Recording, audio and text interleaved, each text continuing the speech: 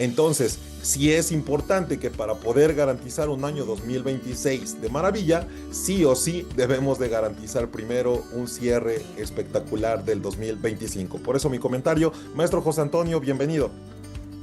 Gracias, gracias Lalo, gracias Salim por la presentación.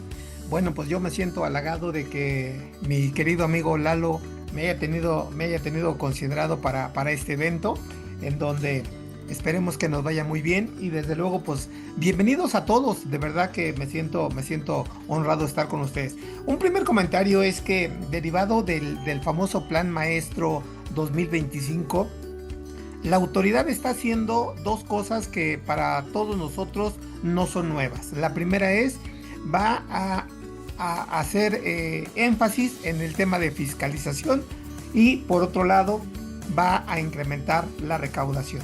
Entonces, dicho esto, nada más un primer comentario para abrir boca, Lalo, es que para el próximo año 2026, la autoridad vía Ley de Ingresos de la Federación ha considerado un incremento en la recaudación poquito más de 891 mil millones de pesos. Y desde luego esa cantidad pues se va a ver vertida en que todos en su trinchera tenemos que valorar cómo estamos parados frente al cumplimiento de obligaciones fiscales y desde luego la autoridad sigue valorando las irregularidades que cometamos los contribuyentes para que a partir de esas irregularidades la autoridad venga, nos fiscalice y nos cobre. Por lo tanto, vienen cosas muy, muy buenas desde el punto de vista de una reforma que desde mi punto de vista ya se venía cosechando y hoy por hoy donde debemos de tener especial cuidado es en los famosos comprobantes fiscales digitales falsos. Entonces, adelante Lalo, bienvenidos a todos. Excelente, profe. No se olviden, por favor, todos están invitados también a que puedan participar, levantar la manita, en cualquier momento también tomar el micrófono. Esto no es un curso, es una plática entre amigos. Por lo tanto, cualquiera que quiera aunar en algún tema, hacer alguna pregunta es bienvenida. Veo muchas caras conocidas, veo grandes colegas, por ahí a nuestro socio también en materia de defensa fiscal, Jonathan Medina. Gracias por estar presente, mi estimado. Gracias a todos. Veo muchos clientes también, muchos amigos, así que pregunten mucho. Profe, fíjese muy bien. A raíz de la reforma fiscal del 2014, que es la llamada reforma de Peña Nieto, se vislumbra un efecto fiscalizador castigando precisamente la simulación. En el año 2014 se crea este artículo 69B en el que tipifica que las autoridades fiscales podrán considerar que un contribuyente hace operaciones falsas o inexistentes con base en los FDIs cuando no se tenga materialidad, cuando no se tenga razón de negocios, pero el 69B establece cuando no hay activos, personal, infraestructura y demás. Esto para nosotros era algo importante, porque a todas luces la autoridad dice, no hay lógica de que generes tanta cantidad de dinero si no tienes activos, si no tienes trabajadores o si no tienes la infraestructura. Sin embargo, como medio de defensa, todos nosotros argumentábamos que el hecho de demostrar alguno de estos elementos ya nos daba la materialidad o el cumplimiento de las operaciones. Esto fue en 2014. Luego se hizo más latente y más fuerte los conceptos de materialidad. Trataremos de no ser tan técnicos, materialidad y razón de negocios, para fin de garantizar la realidad de las operaciones y que nosotros como contadores no debemos dejar pasar nuestro concepto básico, nuestro principio básico de contabilidad, que es la razón de negocios. Sustancia económica. Esta sustancia económica, principio básico de contabilidad, hace referencia a que el fondo de la operación debe de prevalecer siempre sobre la forma jurídica de que proceda. Esto significa que desde tiempos inmemoriales, y quiero hacer el comentario, profe, nosotros venimos hablando de materialidad y de razón de negocios desde el año 2014, cuando no somos conscientes de que desde el 2006, Con las normas de información financiera ya se hablaba de la materialidad y la razón de negocios en nuestros principios de contabilidad postulados básicos. Y anterior a 2006, los principios de contabilidad generalmente aceptados ya hablaban de materialidad y razón de negocios, pero no es hasta que lo vimos en una reforma cuando le empezamos a hacer caso. Bien, ¿por qué lo menciono, jóvenes?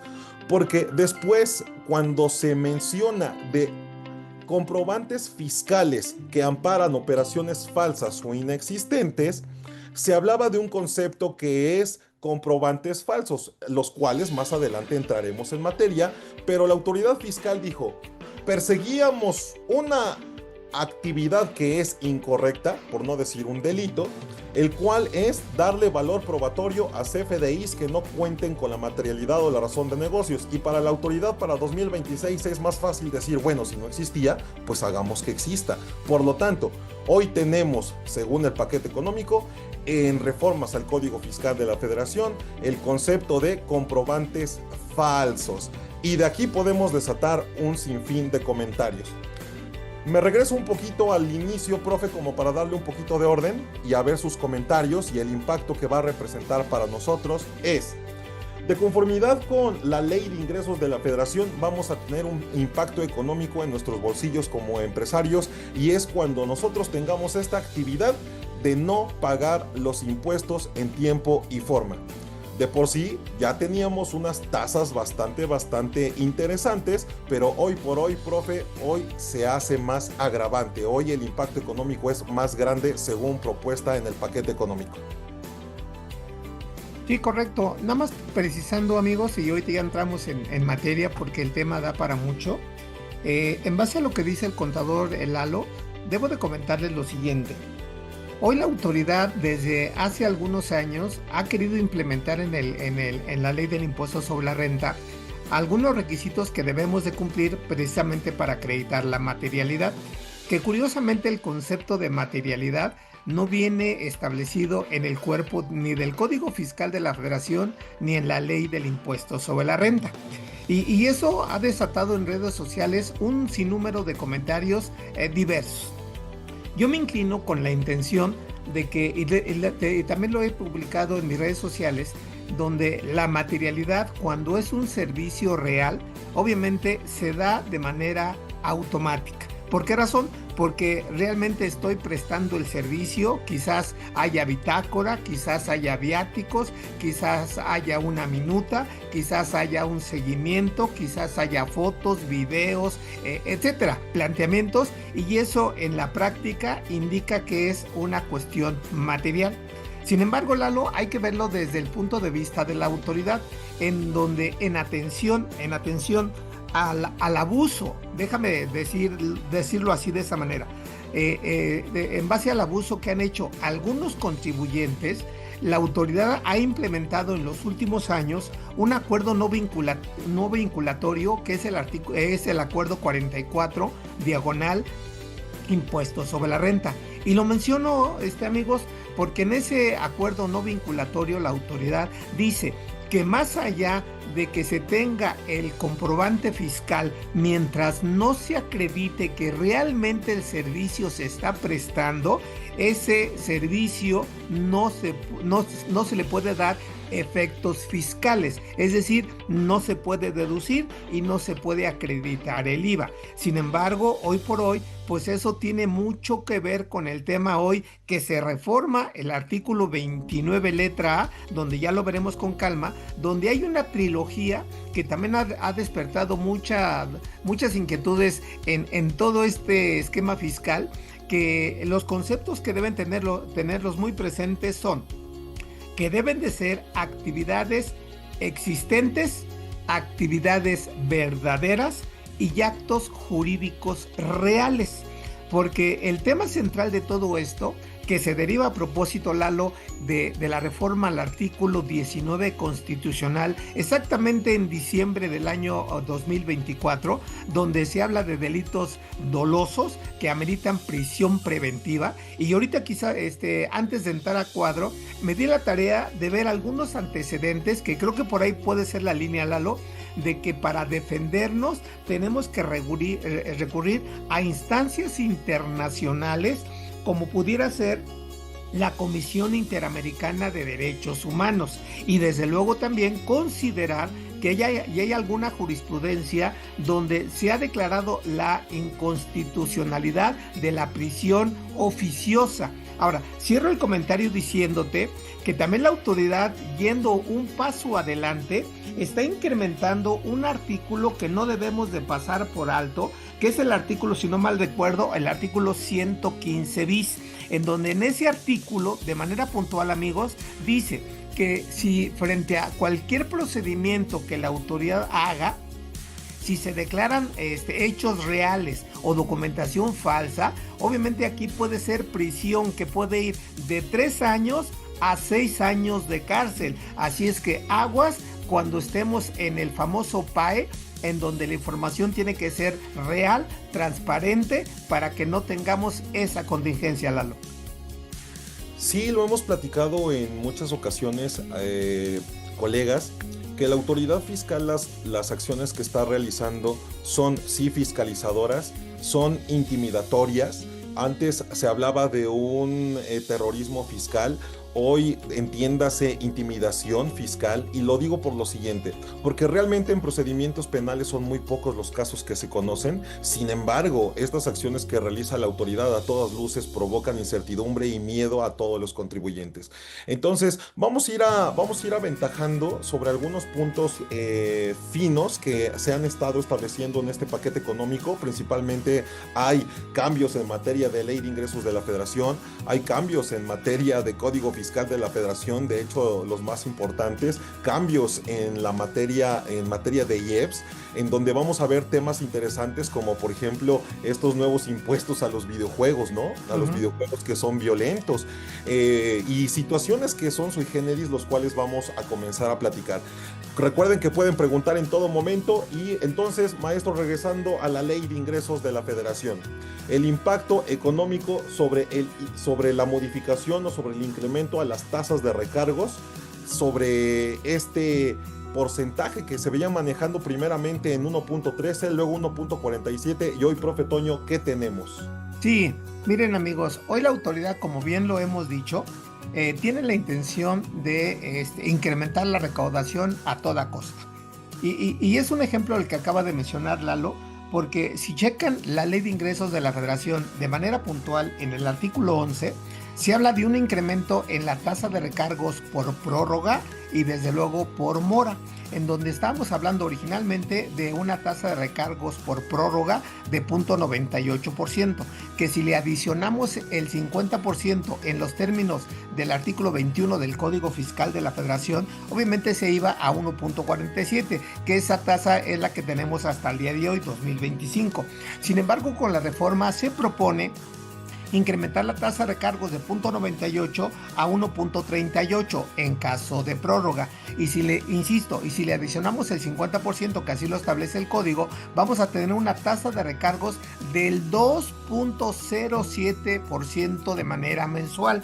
Y es importante porque si multiplicamos el 2.7 por 12 y le adicionamos en promedio un 5% de inflación, estamos hablando de un financiamiento carísimo, Lalo, prácticamente una tasa del 30% anualizada, que ni siquiera los bancos me pagan la tercera parte. Es decir, siempre hemos comentado aquí en los foros que no se sugiere apalancarse con la autoridad fiscal porque sale carísimo. Es preferible,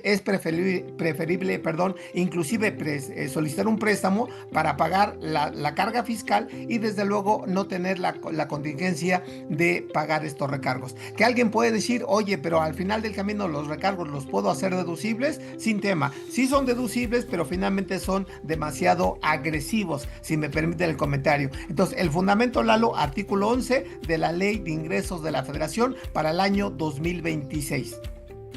Así es, profe.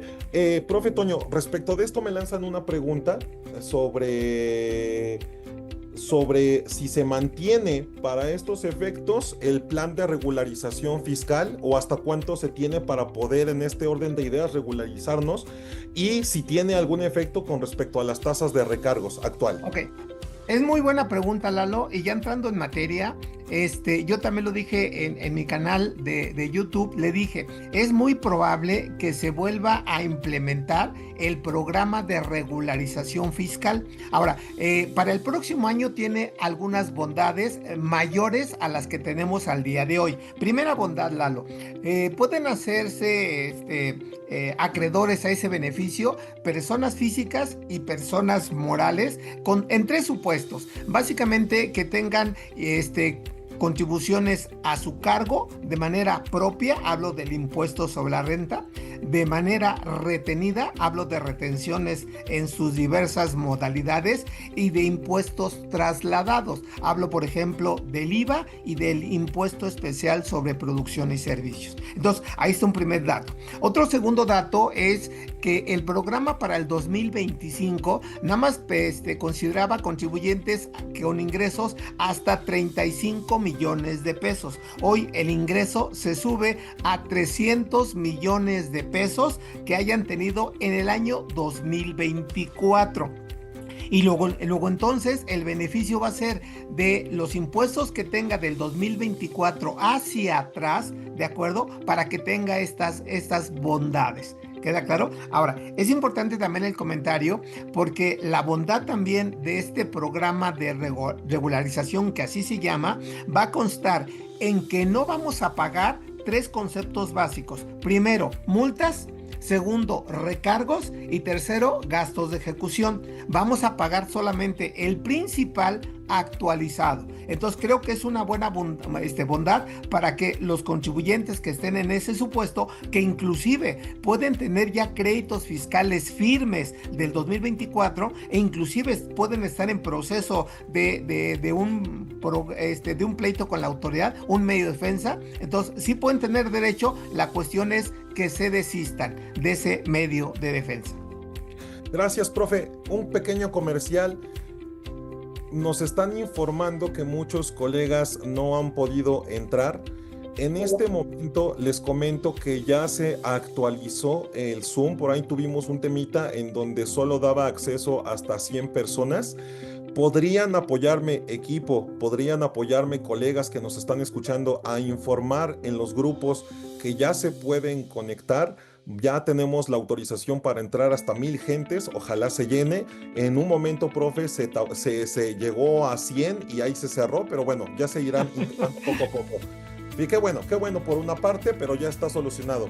Profe, con respecto a este tema del plan de regularización fiscal, creo que también es importante comentarles a todos nuestros colegas que antes de pretender tomarlo, deben de ser muy conscientes de cuáles son para estos efectos las intenciones de la autoridad fiscal. Y lo menciono por lo siguiente: ¿alguien de ustedes, y lo pregunto abiertamente, alguien de ustedes ha tenido ya la posibilidad de apegarse a este plan, a este proyecto de regularización?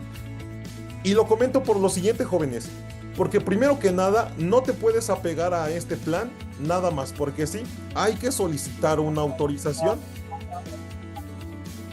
Y aquí es en donde se viene algo interesante, jóvenes. Si tú te apegas al plan de regularización fiscal, entiéndase que primero le tienes que decir a la autoridad: ¿qué crees? Sí te debo. Ahora te quiero pagar. Pero para que la autoridad lo considere, lo tiene que avalar. Entonces, se está viendo, profe, que en un alto porcentaje no les están dando la autorización para regularizarse. ¿Por qué? Porque está fallando en alguno de los requisitos que se establecen. Y esto es importante porque antes de recibir un sí o un no, la autoridad ya conoce entonces que tienes esos créditos fiscales pendientes y como te dijeron que no, ahora te irán a cobrar. Entonces, consejo sobre este último tema.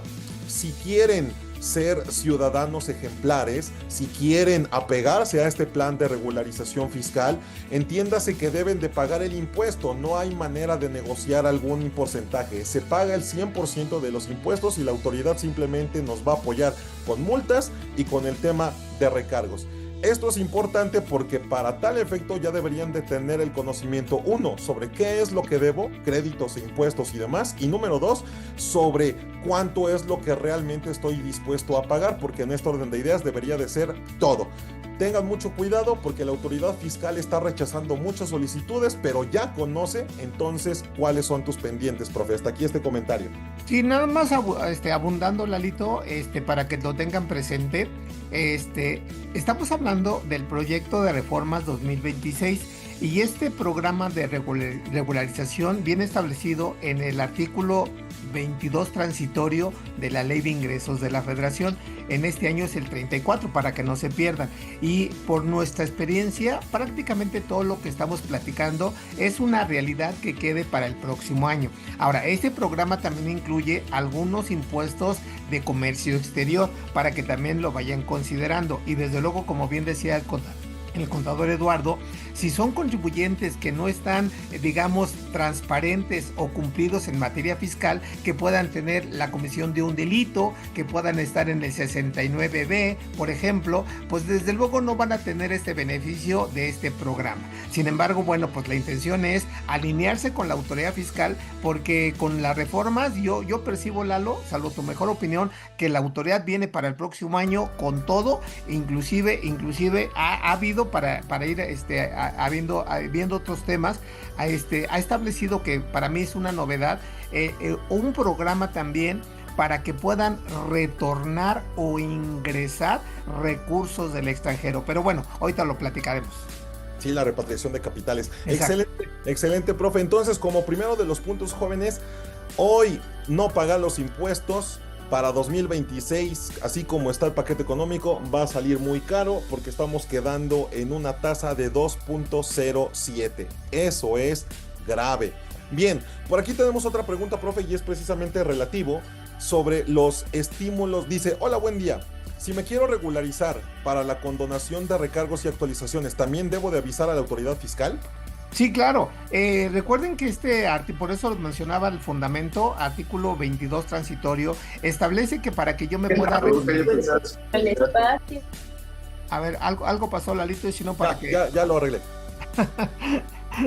Me corta la inspiración, pero bueno, también cuando quieran hacer el comentario de viva voz, pueden levantar su manita, le abrimos el micrófono y ya se expresan. Pero comentaba que para que realmente yo pueda aplicar este estímulo, debo de presentar solicitud a más tardar el 31 de octubre del 2026, Lalito, que inclusive nada más como comentario, en estos días, a propósito del programa 2025, la autoridad ha sacado un comunicado de prensa para ver cuál es el procedimiento y el caminito que tenemos que seguir precisamente para ser acreedores a este estímulo, que va a ser básicamente lo mismo para el año que sigue, pero sí, insisto, presentar solicitud a más tardar 31 de octubre del 2026 para tener el beneficio del programa de autorregularización. Excelente, profe. Tenemos otra preguntita. Sí. Relacionada a este tema. Digo, finalmente todo es parte de lo mismo y son dos preguntas más. Es una con respecto, dice Bárbara, buenas gracias, muchas gracias, maestros. En este caso, ¿debemos de regularizarnos desde 5 años 2020 a la fecha? Bueno, el programa sí establecido, Lalo, para el año 2026 dice que te puedes regularizar del 2024 hacia atrás. No establece los 5 años, pero siendo muy conservador, desde luego que las facultades de la autoridad caducan 5 años atrás. Por lo tanto, si tú debes de 6, 7, 8 años atrás, ya caducaron, pues ya no levantes el polvo. Entonces nada más regularízate 5 años, ¿de acuerdo? Esa sería la sugerencia. Sí, por ahí quien tenga su micrófono prendido, por favor, apóyenme. Muchísimas gracias. Listo, sobre el mismo tema, profe, respecto del paquete económico. Buenas tardes, maestros. Una pregunta, una duda con respecto a los estímulos fiscales. ¿Cuáles son vigentes y si hay nuevos para 2026? Estímulos fiscales, no, chéquense el artículo 20 de la Ley de Ingresos de la Federación, que cambió de artículo, para este año es el artículo 16 y prácticamente son los mismos.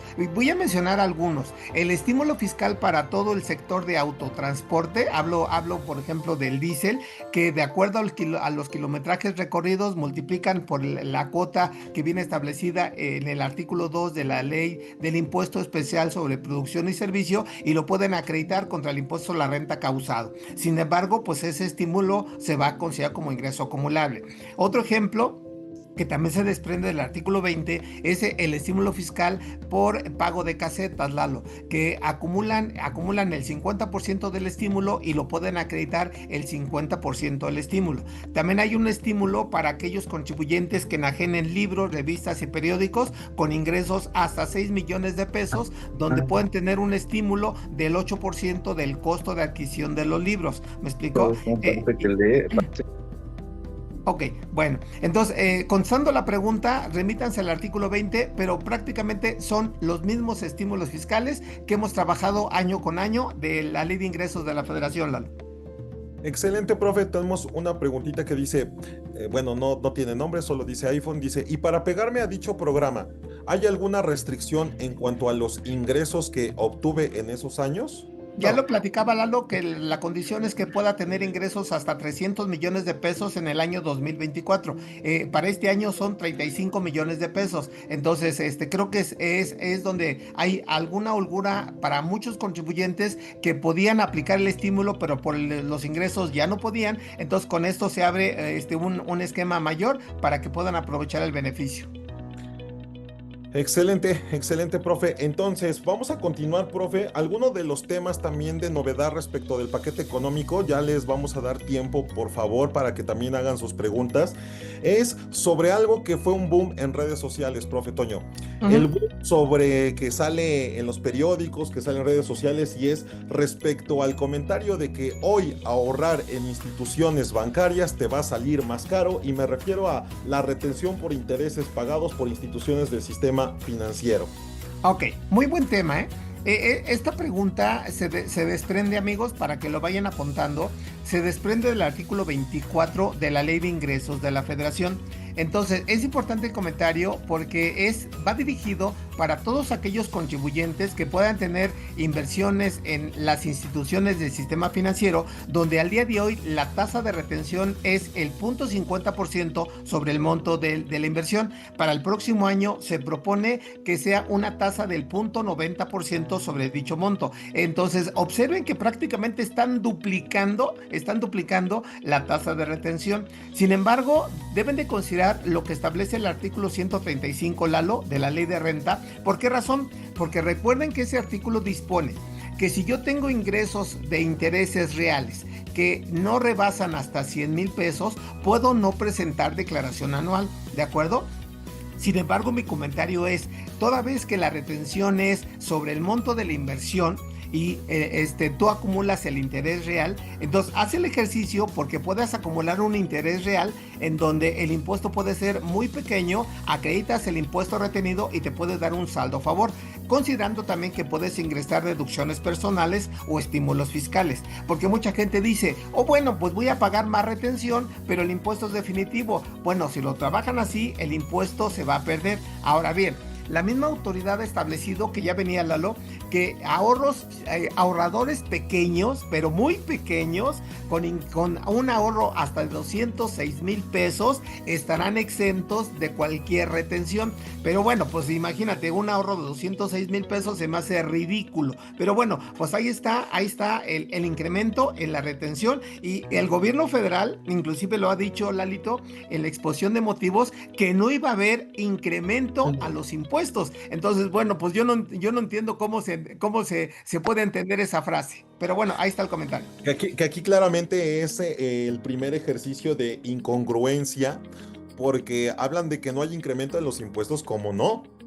¿Cómo no? Y lo podemos ver también, chicos, si nos vamos un poco a todo el paquete económico en su generalidad, el presupuesto de egresos, la Ley Federal de Ingresos, ingresos de la Federación, podemos darnos cuenta que casi el 70% de los ingresos vienen precisamente de la fiscalización de impuestos, de derechos, contribuciones, es decir, más del 60% es de lo que nosotros, además de generar, pagamos de impuestos.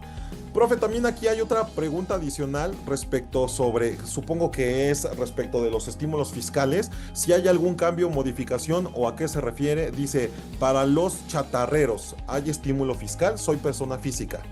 No, no, no. Más que Sí. estímulo fiscal, Alito, es una disposición que viene en la resolución miscelánea que dependiendo del monto de los ingresos que tú tengas, ¿de acuerdo? Puedes caber en una retención del 5% de impuesto a la renta y la retención total del impuesto al valor agregado. Pero eso no viene como estímulo fiscal, viene en las reglas de carácter general, resolución miscelánea. Excelente, profe. Respecto al tema de intereses y retenciones, nos comenta Samsung. Maestros, en relación con la pregunta de retención de ISR por interés, ¿es solo por inversiones e instituciones financieras, no en SAPIs? A ver, me perdí, Lalito. Sí, que si esta retención es solo por interés en inversiones con instituciones financieras, no es en SAPIs. No, bueno, te comento, a lo mejor lo vamos a retomar un poquito más adelante, Sí. pero esto que acabo de mencionar es básicamente dirigido a aquellas personas físicas ahorradoras que tienen inversiones en el sistema financiero como tal, ¿de acuerdo? Que aclaro, el Alito, no entran las famosas empresas consideradas como fintech, porque eso no son parte del sistema financiero. A lo mejor por ahí viene la pregunta. Sin embargo, para este año ya están reguladas en donde también deben de provocar una retención por los intereses que están pagando. Pero básicamente el punto 90% sobre el monto de la inversión dirigido, insisto, para personas físicas. Excelente, profe. Respecto del mismo tema, dice, ¿esta tasa de retención de ISR será también aplicable a las Afore? A veces el interés es menor y la retención es mayor a los intereses pagados. Bueno, en el tema de las afores, o sí que ahí depende realmente la afore que tú trabajes, porque muchas veces te cobran comisión por el monto de los movimientos que tú hagas, pero hoy por hoy, al menos en la ley de ingresos de la federación, no hay modificaciones para el tema de afores, Lalito. Excelente, profe. Y ya nada más sobre el estímulo fiscal de casetas. Dice, buen día, es Juan Zúñiga. Saludos, Juanito. Dice, buen día. Hay que decirle, profe Toño, que para eso tenemos un grupo de WhatsApp. Es broma, Juanito. Está bien, está bien. Dice, buen día. Hablando de deducción de casetas, ¿es necesario que se pague con TAG o tarjeta de crédito o sí se puede en efectivo y realizar la deducción de No, casetas? no, Juanito, recuérdate que todas las deducciones están, bueno, los requisitos de las deducciones están establecidas en el artículo 27 de la ley del impuesto sobre la renta. Por lo tanto, debemos de cumplir esos requisitos llamados hoy por hoy estructurales. Entonces tú puedes pagar vía cheque, vía transferencia, con TAC y desde luego solicitar tu factura, es decir, cumplir los requisitos fiscales. Y más allá de esto, entiéndase que el beneficio consiste en que el 50% del pago de casetas tú lo vas a considerar como un ingreso acumulable y a su vez como un acreditamiento del impuesto sobre la renta causado, que muchas personas por la mecánica de la acumulación y acreditamiento piensan que el efecto es cero, pero no es cierto. Tú considera esa mecánica que en los cursos que estamos implementando realmente tienes un beneficio del 70% del mismo estímulo fiscal, pero finalmente sí cumplir los requisitos estructurales, Juanito. Excelente, profe. Vamos a, chicos, muchísimas gracias. Se siguen integrando. Somos 150 personas. No olviden invitar a sus colegas y a sus amigos. De verdad, por ahí tuvimos un error en cuanto a la capacidad. No sé qué habrá pasado, pero bueno, ya se solucionó.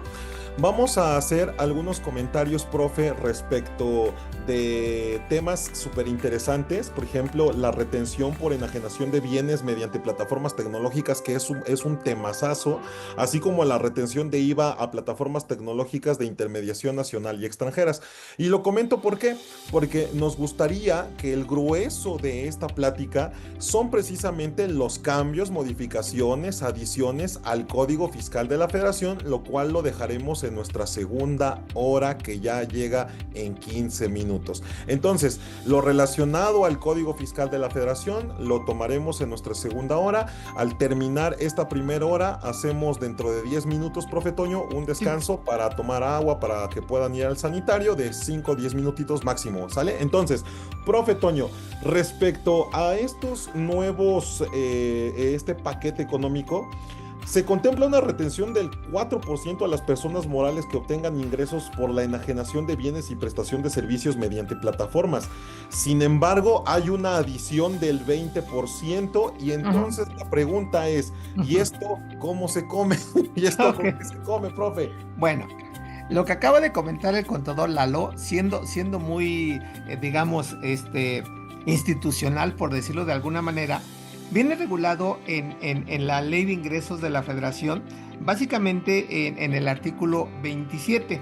Entonces, en ese artículo 27, chéquense por favor la fracción sexta de ese artículo y habla de dos supuestos interesantes. De inicio, en lo que ya decía Lalo. En atención al artículo 113, letra A, de la ley del impuesto sobre la renta, básicamente en la fracción tercera, que habla de personas físicas que enajenan bienes o prestan servicios, donde ahí viene una tasa de retención del 1.5, para el próximo año va a dejar de ser perdón, es del 1%, para el próximo año va a dejar de ser 1% y va a pasar a ser 2.5%. Primer dato, primer dato. Es decir, a las personas físicas del artículo 113, letra A, fracción tercera, que hoy pagan el 1%, van a pagar el 2.5% vía retención. Hablo desde luego de plataformas tecnológicas. Ahora bien, como novedad para este año, Lalo, se adiciona que a las personas morales que utilicen el sistema de plataformas tecnológicas, ojo, va a haber una retención del 4% de impuestos sobre la renta. ¿Y quién la va a hacer, quién va a hacer esa retención? Pues desde luego las personas morales que pueden ser residentes en México o residentes en el extranjero que administren la plataforma tecnológica. ¿De acuerdo? Ahora, ¿en dónde entra la retención del 20%? Cuando no proporcionen su RFC. Entonces ahí va a ser, no te retengo el 4 y te retengo el 20, pero si yo me acredito con mi RFC, la retención va a ser del 4% a personas morales. Que, aclaro, jóvenes, esta retención para personas morales se va a considerar como parte del pago provisional que van a hacer y al determinar el impuesto a su cargo lo pueden acreditar, porque en personas físicas, en algunos supuestos, Lalo, y nada más para que no se confundan, el impuesto retenido con ingresos hasta 300,000 pesos va a ser definitivo, en personas morales no, va a ser a cuenta del pago provisional. Ahora, en materia del IVA hay tres supuestos. Primer supuesto, ¿de acuerdo? Te vamos a retener el 50% del IVA, ¿de acuerdo? Si es que te acreditas con tu RFC como primer escenario. Segundo escenario, te vamos a retener vía plataforma el 100% si tus ingresos quieres que se depositen en el extranjero, que eso ya viene por regla miscelánea. Y también te vamos a retener el 100% del IVA si no te acreditas con tu RFC. Entonces, esto es un tema interesante porque ya va más allá de las personas físicas, donde la retención va a ser para las personas morales, que hay muchas que venden a través del sistema de plataformas tecnológicas. Y eso está súper complejo, profe, porque de alguna manera ya hay que ver cómo reacciona el mercado internacional, las plataformas tecnológicas residentes en el extranjero, porque ahora hay que decirles, ¿qué crees? ¿Te voy a retener el 50 o te voy a retener el Claro. 100%? Sí. Y no solamente eso, de aquí se desprende una respuesta general. ¿Quién retiene el residente fiscal en México? Es quien retiene. Y de no retener, entonces debe pagarlo, jóvenes. Jóvenes, hasta aquí hemos tocado ya algunos puntos. Por favor, allá hay algunas preguntas, profe. ¿Qué le parece si vamos con las preguntitas para ir a tomar un breve descanso? Yo nada más, antes de las Por preguntas, favor. Lalito, Sí, sí. y a lo mejor el descanso lo acotamos para que Claro. realmente aprovechemos el tiempo. Hay dos cosas que me llaman la atención que se publican hoy en la Ley de Ingresos de la Federación. Nada más como acotación, que esto ya viene por regla miscelánea. La primera situación que hoy ya se sube a la Ley de Ingresos de la Federación es para aquellas personas recicos que tengan ingresos hasta 900,000 pesos, donde se aclara de manera puntual, que no es novedad porque ya viene la resolución miscelánea, que lo que tengan ingresos que exceda de 900,000 pesos van a pagar impuestos a la renta sobre el excedente. Primera precisión, que esto también viene en el artículo 27 de la Ley de Ingresos de la Federación. Segundo punto. También ya se sube a la Ley de Ingresos de la Federación la fecha para poder cancelar el CFDI, porque si ustedes checan, amigos, el cuarto párrafo del artículo 29 letra del código, no confundan, del código dice que el CFDI hasta el 2025 se va a cancelar a más tardar en el mes de diciembre del año en que se emitió el CFDI, y por regla miscelánea, que es la regla 27146, se extiende el plazo hasta la fecha en que se presente la declaración anual. Bueno, pues ese último comentario hoy ya se sube, Lalito, a la Ley de Ingresos de la Federación para efectos de reciclos y de la fecha de cancelación del CFD. Entonces ahí está para avanzarle, y ahora sí las preguntas.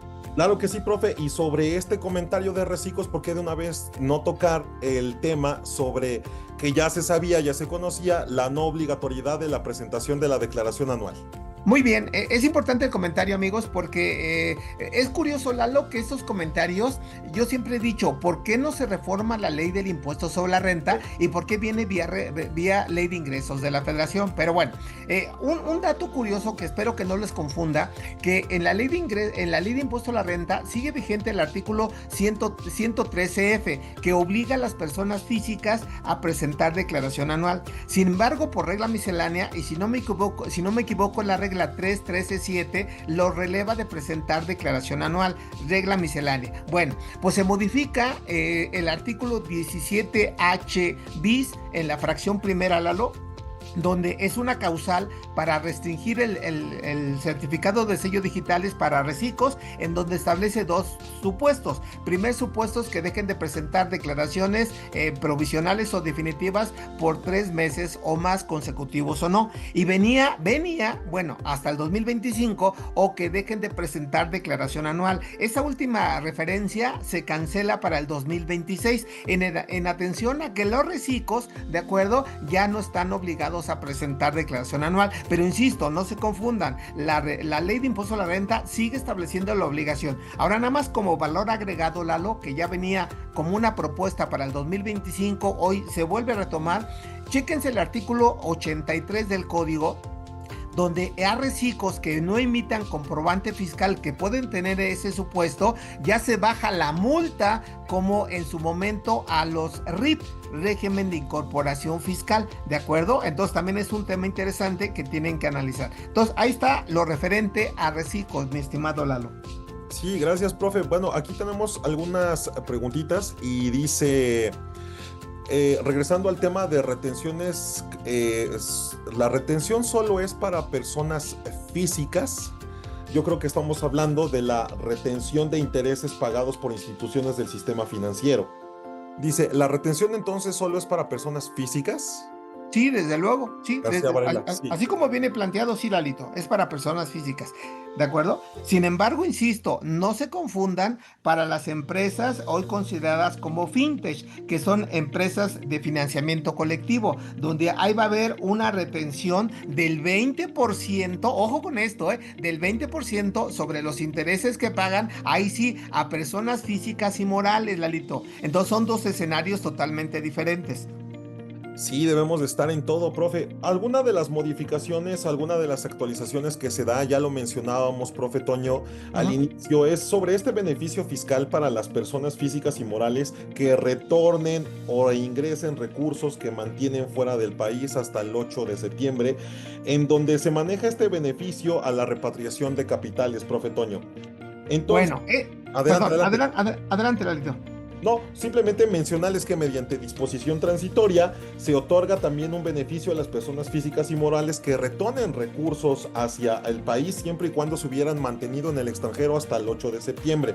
Ahora, aquí lo importante es lo siguiente, que consiste en pagar el 15%, aplicando la tasa del 15% sin deducción alguna, y la única deducción es que esos recursos sean invertidos en actividades productivas en México que coadyuven al crecimiento, pues obviamente, del país. Ahora, este beneficio se mantiene vigente por todo, bueno, es la propuesta por todo 2026, profe Toño. Sí, claro. Esto que acaba de decir Lalo, que es una novedad para este año, bueno, para el año 2026, en la Ley de Ingresos de la Federación, se adiciona un artículo 24 transitorio, Lalito, donde establece dos conceptos. Ojo, quiero ser muy puntual. No se habla, técnicamente hablando, de una repatriación de capital. Ese es el mote que nosotros le estamos adjudicando. El nombre técnico, Lalo, dice, los contribuyentes, personas físicas y morales. Ojo, excepto reciclos, a ver si puedes apagar el micrófono de alguien, Lalito. Ya ¿Ya? está. Ok, bueno, retomo. Va a aplicar para personas físicas y morales, excepto reciclo personas físicas, no les aplica, para que puedan, el nombre técnico es retornar o ingresar recursos del extranjero. Eso es el nombre técnico. ¿Por qué razón? Porque dice la disposición. Pudieron haber sido ingresos que originalmente estaban en México y se fueron al extranjero, ahí pueden retornar, de ahí el mote de repatriación de capitales. O pudieron ser ingresos que se generaron en el extranjero y van a ingresar a México. ¿Sí me explicó? Ese es el supuesto. Ahora bien, este punto me dice que se tienen que regresar a más tardar el 31 de diciembre del 2026, ¿de acuerdo? Y se tienen que invertir en algunos de los supuestos que establece la Ley de Ingresos de la Federación, ¿de acuerdo? Y hay dos escenarios, Lalito. Si yo traigo mis recursos, por ejemplo, en el primer semestre del 2026, lo tengo que invertir en el segundo semestre del 2026.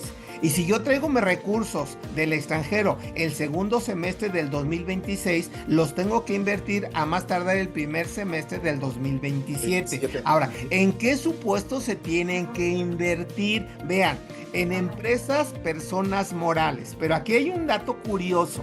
Si yo traigo mis dineros y los invierto en mi propia empresa, ¿es válido? Cuidado con esto, porque esa empresa donde están los dineros puede decretar dividendos, Lalito, que es un tema interesante. Y en lugar de retenerles el 10%, les voy a retener el 20%. ¿Sí me explicó? Entonces ahí va a haber un doble efecto en cascada del impuesto, porque bien lo decías, en el momento que yo retorne el capital del extranjero, pone la cantidad que tú quieras, voy a pagar el 15% de impuesto. ¿Sí me explicó? Pero ojo, eso también es un dato importante, Lalo. ¿Por qué razón? Porque si son divisas, por ejemplo, dólares, los debo de convertir al tipo de cambio de dos posibles fechas, también lo contempla el transitorio. En la fecha que ingresen los recursos al país o en la fecha que se pague el impuesto. ¿De acuerdo? Es uno u otro. Y a partir de que regresen los dineros, tienen 15 días para pagar el impuesto. ¿De acuerdo? Y siempre que hablamos de días, son días naturales. Ahora, otro supuesto, vean. Entonces, también se pueden invertir, decía, en sus empresas. Pero ojo con esto, porque una regla que me llama la atención dice, no serán ingresos acumulables. Sin embargo, Lalito, aquí el punto interesante dice, no es ingreso acumulable, pero sí van a ser base de PTU. Que también ahí viene otro detallito. Vamos a pensar que traigo ingresos de 100 pesos. Le quito el impuesto que yo pagué 15 pesos. Me quedan 85 pesos. Bueno, pues esos 85 pesos, así entendidos, van a ser ingresos como renta gravable para efectos de PTU, en donde la norma dice que no van a ser ingresos acumulables. Y curiosamente para PTU debo tomar los ingresos acumulables, Lalito. Ahora, otro detalle para no abusar es que también una forma de invertir es comprar activos fijos que se puedan deducir en México, ¿de acuerdo? Y que no se vendan en un plazo de 3 años. También se pueden comprar terrenos, ¿de acuerdo? Para tu empresa, pero también la misma condición, que no se vendan en un plazo de 3 años. Y algo que me llama la atención dice, y si por alguna razón tienes un crédito fiscal con el fisco, una forma de invertir es pagarle al propio fisco, ¿de acuerdo? Y también establece, también una forma de invertir es que si debes nómina, paga la nómina siempre y cuando timbres la nómina y retengas y entero. O sea, vean que en todos los casos prácticamente hay un efecto en cascada. Pago el el 15% y pago retenciones, pago el 15% y pago el 10%, por ejemplo, de dividendo, adicional de dividendos, y así me puedo ir, Lalito. Ahora, cierro el comentario, porque por ahí en redes sociales me preguntaron, así como está redactada la disposición, dice que pueden ser ingresos que puedan provenir de operaciones, ¿cómo dice la disposición? De PLD, se me fue el nombre, de simuladas. Actividades vulnerables. Ok, bueno, que pueden ser derivadas de actividades simuladas en el extranjero. Y entonces, ¿dónde está el punto? Que llegado el momento la autoridad te puede pedir información que acredites el origen del dinero. Y si traes esos recursos de procedencia ilícita, ese es el tema que quiere decir. Si traes esos recursos de procedencia ilícita, no los puedes seguir utilizando para actos o actividades ilícitas. O sea, como que hay un candado, pero todo esto se va a definir en las reglas de carácter general que pueda publicar la autoridad. Y a propósito de las reglas de carácter general, maestro, porque finalmente todo lo que estamos platicando es algo que ya está establecido en el paquete económico 2026, que ya por experiencia sabemos a lo largo de los últimos años que pasa como se presenta, salvo algunas disposiciones que muchas veces se esperan un poquito. Por ejemplo, hoy se vuelve a retomar el tema del recurso de revocación, en donde hay que garantizar, entre otras cosas, que platicaremos en la segunda parte, pero algo importante mencionar es lo siguiente, chicos.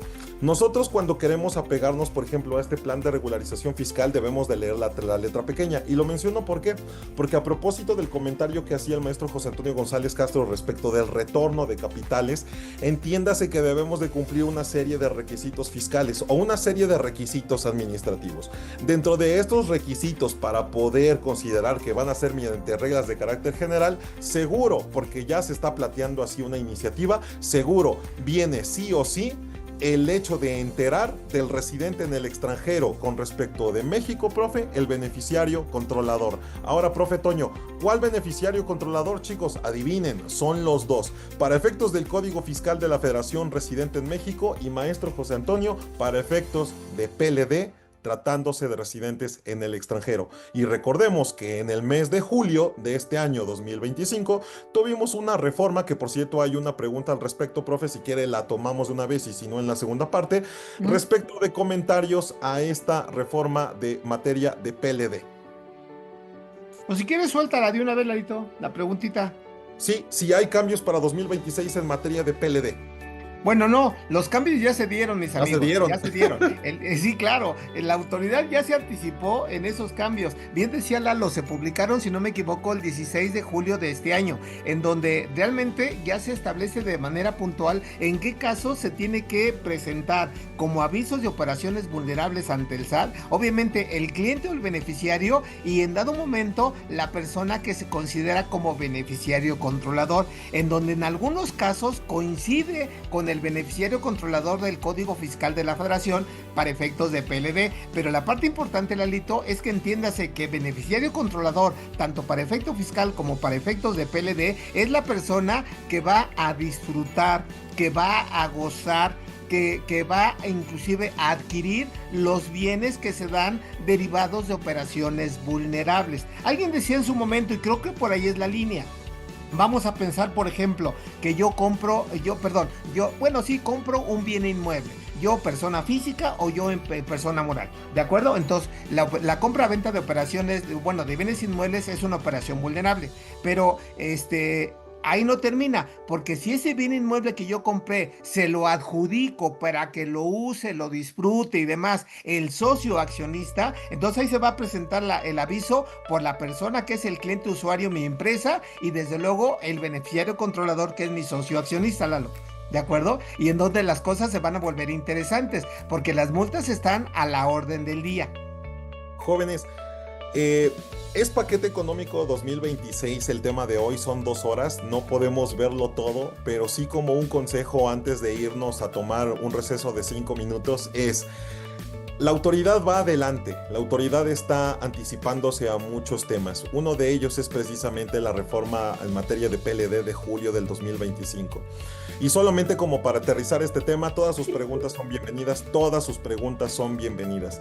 Modificaciones en materia de PLD tratándose de sectores como el de construcción y sectores como el inmobiliario. Obligación sí o sí de identificar y de enviar los avisos de la ley antilavado de dinero. Número 2, el famosísimo extemporáneo, espontáneo que extemporáneo, que en eso consideraba para efectos de PLD, hoy ya se considera para efectos de PLD, en donde vamos a tener la posibilidad de enviar los avisos de la ley antilavado de dinero sin que tenga algún efecto o alguna sanción, siempre y cuando, esa es la letra pequeña, los invito a que lo revisemos, siempre y cuando se le avise al SAT, ¿qué crees? Se le avise a las autoridades fiscales respecto de actividades vulnerables. Se le tiene que decir, debo, presentaré y me apego a esta posibilidad de espontáneo que extemporáneo. Fíjense bien, lo van a poder hacer, pero se tiene que avisar al SAT. Número 2, beneficiario controlador. Hoy es una realidad para efectos de PLD y hay algo súper importante que mencionarles. La propia ley establece la obligatoriedad de tener el beneficiario controlador para efectos de la ley antilavado de dinero, aún no estando sujetos a la propia ley antilavado de dinero. Entonces, ahí tenemos que tener mucho cuidado en ese rubro. Dos temas más de PLD, por favor. Algo súper importante y que las autoridades ya lo van a estar realizando porque ya tiene sus indicios. Todos los que tienen actividades vulnerables, ¿cómo están con respecto al manual de políticas y procedimientos de PLD? Las sanciones son fuertes. Todos los que tienen actividades vulnerables, el manual de procedimientos respecto de PLD, así como el beneficiario controlador. No se olviden que podemos enviar los avisos de la ley antilavado de dinero y lo más importante es regularizarse. Y con esto termino. Oye, Eduardo, no he presentado mis avisos de la ley antilavado de dinero por los últimos 5 años. Hazlo. ¿Sabes por qué? Oye, Lalo, ¿qué me conviene? Presentar los avisos y ya sé que la autoridad va a tener ahí un tema de cobro de multas, o no presentar los avisos. Es muy sencillo, la respuesta es tan sencilla. El hecho de presentarlos de manera extemporánea representa una sanción de 25,000 pesos aproximadamente por cada aviso no enviado. El hecho de no presentarlo puede ser hasta de 1,000,000 de pesos por no presentarlo. ¿Qué les conviene? ¿Presentarlos extemporáneos o no presentarlos? La recomendación es hágalo de inmediato. Bien, profe Toño, tenemos algunas preguntas, ¿nos la aventamos o damos 3 minutitos? A ver, nada más un comentario, Lalito. Bueno, dos comentarios antes de irnos. Adelante. Para que no se nos pase, porque ahorita vamos a entrar a código, que ahí está la carnita. Recuerden que se modifica la ley especial de impuestos y servicios, la ley del IEPS, en donde, por ejemplo, tengan cuidado, aquellos que venden o consuman cigarros, tabacos o algún producto que tiene nicotina, ¿de acuerdo? La tasa que es hoy del 160% va a subir al 200% de impuesto. Cuidado, en donde me causa un poquito de manera jocosa algunos abogados que dicen, yo no pago impuestos, pero fumas. Entonces imagínate cuánto estás pagando de IEPS. Pagas el más caro. Exacto, 200% vas a pagar, y recuérdense que la ley, el IEPS pagado es base a su vez del IVA. Entonces nada más fíjense cuánto costaría una cajetilla de cigarro. Lo que decía Lalo, lo que es la venta de videojuegos, de contenido violento, ¿de acuerdo? Va a causar una tasa del 8%, en donde la condición es que se vendan al público en general. Por lo tanto, si yo soy un distribuidor, una empresa que no soy público en general, ahí no voy a causar esa tasa, y tampoco aplica para la tasa de importación. Y desde luego también hay un incremento en la cuota de bebidas endulzantes, ¿de acuerdo? En donde va a subir por cada litro que consuman ustedes. Ahora, es un dato curioso, Lalo, porque la ley del IEPS siempre se ha considerado como un impuesto, ¿de acuerdo? Que no tiene como finalidad la recaudación, es decir, un impuesto parafiscal, porque lo que va a proteger la autoridad con estas disposiciones es cuidar la salud del mexicano. Y nada más como dato curioso, la exposición de motivos dice que se va a considerar un incremento en las bebidas endulzantes, porque en promedio el mexicano consume, escuchen esto amigos, 166 litros de bebidas al año por persona. Y yo ese comentario lo hice más o menos hace 10 años, Lalito, y en su momento estábamos hablando de 80 litros al año. Ya se duplicó, fíjate, y por eso vienen los problemas de obesidad, de la diabetes y demás. Entonces, ahí no pierdan de vista esos datos que a muchos nos van a pegar. Y la referencia sería la siguiente: oye, pues aún y cuando suba, ¿voy a seguir fumando? Pues sí. Aún y cuando suba el impuesto, ¿voy a seguir tomando mi Coca-Cola? Pues sí. Entonces, ahí están los comentarios. Sí, profe, de hecho, para efectos de la ley de impuesto especial sobre producción y servicios, decía una señora, ¿no? Yo no le entiendo a los impuestos, Lalo. Solo sé que tengo por comprar 1 kilo de jitomate y una Coca-Cola de 3 litros. Pero si me sube la Coca-Cola, voy a comprar 3 cuartos de jitomate. Pero la Coca-Cola la voy a seguir comprando, Exacto, ¿no? A ese nivel claro. estamos. Claramente por lo siguiente, profe, ya para 3 minutos más y nos vamos a un receso. Jóvenes, entiéndase que los efectos recaudatorios en la ley de IEPS sí son recaudatorios. ¿Pero por qué? Porque se disfrazan con la intención de ser impuestos a la salud o impuestos saludables. Por lo siguiente, el sector que más produce este consumo es el sector más vulnerable, lo cual representa el mayor porcentaje de nuestro país. Es decir, las zonas marginadas, curiosamente, son las que tienen mayor posibilidad de acceder a un refresco, a un dulce, a los cigarros y al alcohol, que acceder a los servicios como el agua potable. De ese tamaño está, jóvenes. Entonces, para irnos, tabacos labrados y otros de 160% sube a un 200%. En el caso de bebidas saborizantes y edulcorantes, edulcorantes, Dios mío, del 1.64 por litro a 3.08, se duplica, vamos a pagar el doble.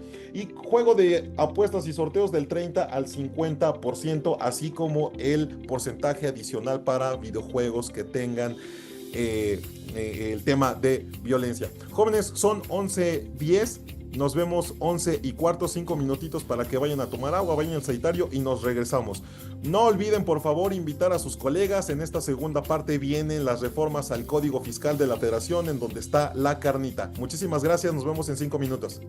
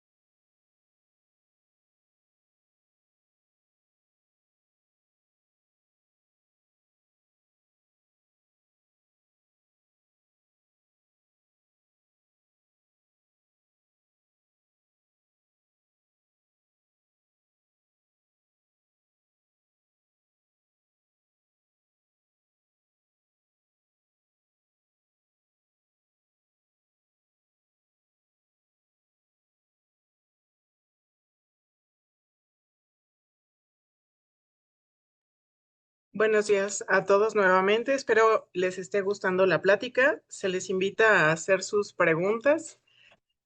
Si tienen alguna duda o comentarios, adelante. Y por otra parte, se les invita a, si tienen de alguna manera asesorías y alguna cuestión que sea más personalizada, se les invita a que nos escriban en el WhatsApp que se les va a poner en un momento. Muchas gracias. Muchas gracias, Aline. Muchísimas gracias por el apoyo a todo el equipo de la firma. Chicos, vamos a comenzar. ¿Me escuchan bien? Como si me pueden por favor confirmar, ¿me escuchan bien? Estamos completos, somos 170, hasta el momento 170 participantes, lo cual le agradezco mucho. Ya vimos entonces ley de ingresos, vimos ley del IEPS, vimos estímulos fiscales, hablamos un poquito de la reforma de la ley antilavado de dinero. Y esto es importante porque no es más que un cúmulo de situaciones que debemos de considerar. Hablamos en materia de la ley de IEPS, hablamos aspectos importantes también del beneficiario controlador. Los invito, como ya lo comentaba la contora Aline, a preguntar. Hay mucho que hacer, hay mucho que trabajar todavía. Yo les quiero preguntar y por favor adelante si alguien quiere tomar el micrófono o hacer alguna pregunta. Estamos viendo lo que se viene para 2026, pero la pregunta es, bueno, y sobre las obligaciones 2025 y anteriores, ¿cómo vamos? Y hablo, por ejemplo, de informativas, de declaraciones que debemos de tener todos considerados porque se reforma el Código Fiscal de la Federación, se pretende añadir algunas obligaciones y responsabilidades solidarias y creo que todo es parte de un conjunto de situaciones que como contadores debemos de prever. La mejor defensa es la que no se hace y como contadores somos la primera línea de defensa. Y lo comento por lo siguiente, profe, si me permite arrancar con el primer comentario respecto del Código Fiscal de la Federación. Adelante, Lalito, por favor. Fíjense muy bien. Respecto a obligaciones en materia del RFC, y hablo específicamente del artículo 27 del Código Fiscal de la Federación. Muchas veces nos preguntan sobre los procesos de fusión, escisión, liquidación, para efectos de poder cerrar empresas, para efectos de poder cancelar el RFC. Sin embargo, desde hace algunos, podría decirlo desde el 2022, si no me equivoco, hay una reforma en 2022 que se hace al Código Fiscal de la Federación en su artículo 27, en sus fracciones 12 y 13, la cual hoy la retoma el propio paquete económico. Y es precisamente lo siguiente, jóvenes, dice una expresión coloquial, que escuche quien quiera escuchar y ojalá vea el que quiera ver. Porque dice la autoridad fiscal que si no encuentra, fíjense muy bien, si no encuentra durante los 3 ejercicios fiscales inmediatos declaraciones, movimientos bancarios, recibos de comprobantes, avisos ante el RFC, la autoridad podrá suspender a estos contribuyentes. Sin embargo, si dichos contribuyentes no han presentado declaraciones durante los últimos 5 ejercicios, no hayan informado DIOTS, no se hayan emitido comprobantes, no tengan movimientos bancarios y no haya movimientos al RFC, la autoridad podrá cancelar el RFC. Lo comento por lo siguiente, jóvenes. Repito, que escuche quien pueda y quien quiera escuchar. Si nosotros tenemos entonces una sociedad que nos ha traído problemas, una sociedad que en su momento, pues digámoslo así, no la llevamos tan bien, muchas veces conocemos algo que le llamamos esta muerte lenta, que es quitarle todas las operaciones a dicha sociedad para que en su momento podamos hacer valer también este artículo 27, en donde le podamos decir a la autoridad, autoridad, dentro de las opciones de fusión, escisión, liquidación de sociedades, estoy encontrándome en los supuestos del artículo 27 en sus fracciones 12 y 13, en donde por más de 5 ejercicios no tengo operaciones y podemos solicitar entonces también la cancelación del RFC para que esa empresa vaya. Este es uno de los comentarios que quería hacer, profe Toño, porque dentro de todo lo malo, ¿no? O dentro de todo lo que podemos encontrar como obligaciones, creo que también hay pequeños destellos que podemos aprovechar, profe. Sí, efectivamente, nada más puntualizando lo que bien el maestro Lalo nos ha comentado, eso es una reforma al artículo 27 del Código Fiscal de la Federación en el apartado C que Ujú. nos habla de las facultades de la autoridad fiscal. El artículo 27 me habla de los movimientos en materia de inscripción en el RFC. Ahora, para redondear la idea y sumar al comentario de mi estimado Lalo, también en ese apartado C se menciona que en el caso de de los fedatarios públicos, Lalito, también es importante este comentario, me dice que cuando uno quiera hacer operaciones frente a fedatarios públicos, ¿de acuerdo? El fedatario tiene que tener la certeza que la información que les presenten es información real. De lo contrario, va a declarar bajo protesta de decir verdad, ¿de acuerdo? Que los documentos presentados por las personas físicas o personas morales son documentos auténticos. De lo contrario, van a haber sanciones a los notarios. Ahora, segundo comentario, en este mismo apartado, más allá de lo que comentabas, también la autoridad tiene como una facultad potestativa para efectos de suspender actividades o disminuir obligaciones fiscales en los mismos términos que tú platicabas, pero para aquellos contribuyentes que no hayan presentado declaraciones, movimientos o que no los hayan reportados en la DIOT por los 3 ejercicios Pues, inmediatos anteriores, ¿de acuerdo? Entonces ahí están dos posturas, amigos. La posibilidad de que yo presione a la autoridad y me cancele el RFC cuando acredito que no tengo movimiento en los 5 años anteriores, o la suspensión o disminución de obligaciones fiscales cuando no tengo movimientos en los 3 años anteriores. ¿Me explicó? Ahora, es un dato importante y también si me lo permites, Lalito, de que también la autoridad en este orden de ideas, que lo que voy a decir va de la mano con el artículo 69 del Código Fiscal de la Federación, donde me habla precisamente de algún concepto que se llama secrecía de la información, en donde realmente si los contribuyentes que van a hacer algún movimiento en el RFC y no están cumpliendo de manera puntual con sus obligaciones fiscales, les puede negar la inscripción, Lalito, al RFC a través de los movimientos que hagan sus representantes legales, ¿de acuerdo? O quien tenga el control de esas empresas. maravilloso, profe, y aprovechando es que son tantas cosas. También no olvidemos, porque vamos a retomar dos preguntitas de PLD, profe, ¿vale? Sí, Entonces, no olvidemos que así como el maestro José Antonio hace mención de esta obligación de los fedatarios, pues también el umbral de obligación para los fedatarios y notarios en materia de PLD se hace muy grande, se hace muy, muy vasto.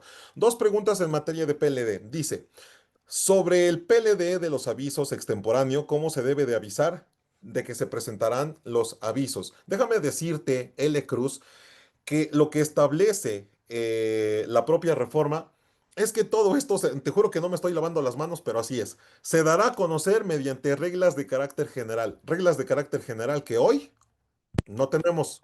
En materia de PLD, reglas de carácter general, hoy no tenemos. Oye, Eduardo, ¿y cuándo van a salir? Una vez publicada la reforma, tenemos hasta 12 meses para tener las reglas de carácter general, lo cual seguramente no se irá hasta dentro de 12 meses, pero lo estaremos viendo seguramente a final de año o principios del 2026. Bien. Berenice, podemos considerar, fíjese muy bien, profe, que aquí puede haber una confusión, pero claramente hay una vinculación. Dice Berenice Hernández, ¿podemos considerar que el beneficiario controlador es el mismo para efectos del Código Fiscal de la Federación y para efectos del PLD o cuáles serían algunas diferencias? bueno, gracias, Lalito. Mira, a ver, de entrada te comento que hay mucho que platicar, como dice Lalo, pero se modificó de manera puntual el artículo 19 de la ley de PLD, donde establece algunas obligaciones adicionales a las personas que realmente están prestando los servicios de operaciones vulnerables. Uno de ellos, nada más para resaltarlos, dice que si uno tiene una sospecha de que realmente es una operación que puede implicar la comisión de un delito, se le tiene que informar a la autoridad ya ni siquiera el mes siguiente, sino dentro de las 24 horas siguientes a la operación, se pueda o no realizar. Cuidado con ese dato. Segundo comentario, efectivamente se puede presentar lo que decía el maestro Eduardo, los avisos de manera extemporánea. En los términos del artículo 55 de la ley de PLD, nada más hay que, como bien dicen, esperar las reglas de carácter general para ver qué precisión hacen. Ahora, otro detalle, de acuerdo a la pregunta, Lalito, nada más retómala porque se me fue la idea. No se preocupe, sobre las similitudes del Ah, ya, beneficiario controlador para efectos ya. de PLD y código. Mira, yo te podría decir que, mira, si eres una persona física, socio, en donde tú vas a tener el beneficio de lo que se está realizando a través de operaciones, hoy consideradas como operaciones vulnerables. Ya ponía un ejemplo de rento y la renta es para el socio. Ahí, por ejemplo, el beneficiario controlador es el mismo para efecto fiscal y es el mismo para efectos de la ley de PLD. ¿De acuerdo? Ahora bien, una posible diferencia, y espero no me equivoco en los porcentajes, Lalo, que, por ejemplo, en materia fiscal, si tú tienes por lo menos el 10% de acciones, ¿de acuerdo? En materia fiscal ya tienes, por ejemplo, el requisito de que seas beneficiario controlador. Y en materia de PLD no establece, antes se establecía el 25%, hoy el 15%. Entonces ahí pudiera ser una diferencia entre lo fiscal y para efectos de la ley de PLD, Lalito. Además, además no debemos olvidar que para efectos del beneficiario controlador en el Código Fiscal de la Federación podemos identificarlos mediante una cadena de titularidad y una cadena de control, haciendo específicamente el porcentaje de su participación, sus acciones, o asimismo el control y la capacidad que tenga de derecho y voto. A diferencia del beneficiario controlador en materia de prevención de lavado de dinero, es que con independencia de si hay alguna cadena o de titularidad, el hecho de tener actividades vulnerables hace la obligatoriedad de identificar el beneficiario controlador, que no es más que la persona física que al final de la estructura corporativa goza de beneficios económicos. ¿Derivados de qué? De la actividad vulnerable. Bien, vamos a continuar con dos preguntas más, profe Toño, y nos Sí, arrancamos. adelante. Dice, dice Mariana, que no presentan declaraciones en ceros para la cancelación conforme al artículo 27. Mira, déjame decirte, Mariana, que tal cual lo establece esta reforma en el 27, que dentro de los 3 ejercicios no haya presentado declaraciones. Es lo que dice para efectos de la suspensión, o no haya presentado declaraciones en el rango de 5 años para efectos de la cancelación. Entonces dice no haya presentado declaraciones, y desde mi perspectiva abarca las declaraciones en ceros, profe. Sí, desde luego. O sea, la disposición así lo dice textualmente, ¿eh? Ujú. Dice, durante los 5 ejercicios inmediatos fiscales anteriores, para efectos de cancelar el RFC, dice, sin estar obligado a hacerlo, no hayan presentado declaraciones. Pero yo coincido con Lalo, porque finalmente si tú no estás en suspensión de actividades, que pudiera ser una disposición particular, Lalito, recuérdate que puede estar hasta 3 años, ahí desde luego no presentas declaraciones, pero es una cuestión particular en suspensión de actividades para Morales. Pero bueno, no estás en suspensión, presentas declaraciones en cero, pero no tienes ingresos a través del CFDI de ingresos y no te reportan un tercero, puedes solicitar este supuesto Exacto. para que cancelen tu RFC. De hecho, la recomendación, Mariana, sería: quitemos operaciones, no hay bancos, no hay CFDIs. Ah, algo súper importante. No hay CFDIs de ingresos, no hay movimientos bancarios, pero tampoco CFDIs de egresos. Sí, Porque, claro. porque si la autoridad detecta CFDIs de egresos, y les voy a decir algo muy inocente, porque esto ya lo habíamos trabajado con algunos clientes también. El hecho es de que si detecta la autoridad que de repente se escapó un CFDI por el servicio telefónico que ya ni tienen en el domicilio fiscal, pero le siguen emitiendo CFDIs, o el servicio del celular, o tienen domiciliado algún servicio en el cual se facture de manera automática, por ese CFDI con la mínima cantidad no podemos acceder a esto. Entonces, ni movimientos bancarios, ni ingresos, ni CFDIs de ingresos, ni complementos, ni CFDIs de egresos. Por 5 años podemos presionar a la autoridad para que nos dé esta cancelación del RFC. Dice María Esther Estrada, que es una muy buena pregunta, profe, porque dice, al solicitar la cancelación tenemos que tener una suspensión de actividades. Lo menciona de manera independiente, no es como que esté condicionada a que primero se suspenda para que después se cancele, profe.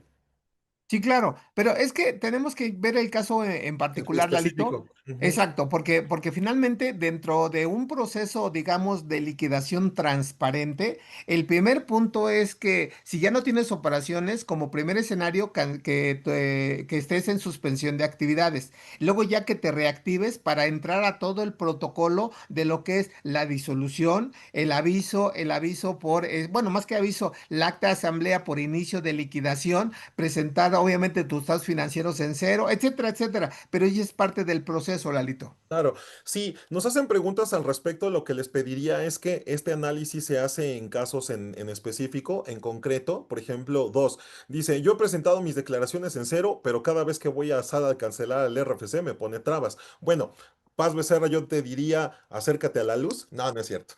Lo que te diría, Paz Becerra, es lo siguiente. Si estás en un proceso de liquidación, hay muchos requisitos que hay que cumplir, además de seguir presentando declaraciones por liquidación. Habríamos que ver cuál es tu situación. Nos dice, en el caso de la suspensión de actividades, se presenta el aviso a medio año cuando, a ver, en el caso de suspensión de actividades, si se presenta el aviso a medio año, cuando llega el tiempo de la declaración anual, se debe de presentar la declaración anual, pero ¿cuál debe de ser el periodo a presentar? ¿Los 12 meses del ejercicio o solo 6 meses para efectos de la suspensión? No, tendría que ser por todo el año, Lalito, porque al final de camino, ese año que te suspendes es por todo el año. Nada más que, insisto, a partir de la suspensión como tal, ya no presentas pagos provisionales de ICR, ya no presentas informativas, ya no presentas declaraciones de IVA, etcétera, etcétera. Pero sí presentas la declaración anual y la declaración anual es por todo el ejercicio. Diferente serías cuando te liquides o cuando te fusiones o cuando te cindas, Haciendas, que ahí sí claro. termina el ejercicio de manera anticipada. Chécate el artículo 11 del Código Fiscal de la Federación. Perfecto. Y hablando del código, respondemos una pregunta más y nos vamos para allá.